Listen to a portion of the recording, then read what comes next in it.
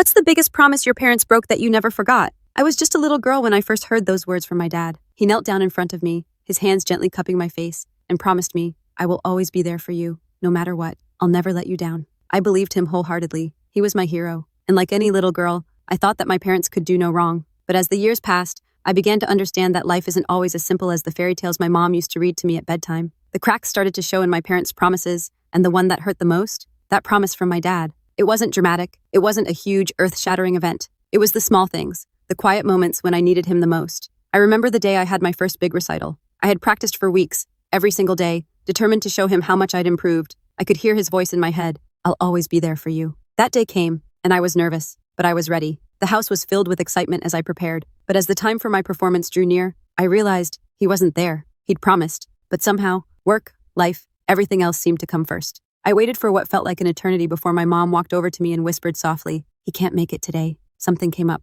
I remember feeling this pang in my chest that I couldn't describe. It was the first time I realized that promises could break, even without meaning to. But in my heart, I kept telling myself it was okay. There'd be other recitals, other moments. He would make it up to me, right? But he didn't. Not in the way I expected. Years passed, and the pattern continued. There were other important moments, graduations, birthdays, tough days when I just needed someone to talk to. He always seemed to be too busy. I told myself it was normal. Adults have responsibilities, I would reason. He would always say, "I'm doing this for you, for us." But when I finally hit my breaking point, I realized how much I'd been holding on to that promise. My heart ached with every missed event, every excuse, every time he wasn't there when I needed him most. It wasn't just about the absence. It was about the feeling of being unimportant. When the person you trust the most doesn't show up when it counts, you start to wonder if that promise was ever real. The child inside me was still waiting for my dad to show up and keep his word, but the woman I became had learned a painful truth. My dad isn't a bad man. I know that. He did his best in his own way. But as a child, those little moments of absence were bigger than I realized. And as I grew older, I understood that sometimes people break promises,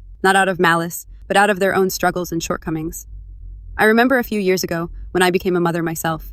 I stood in front of my daughter, holding her tiny hands in mine, and I promised her, just like my dad did to me, that I would always be there.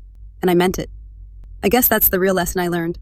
Promises are sacred, and while sometimes life gets in the way, we have the choice to change the narrative for the next generation.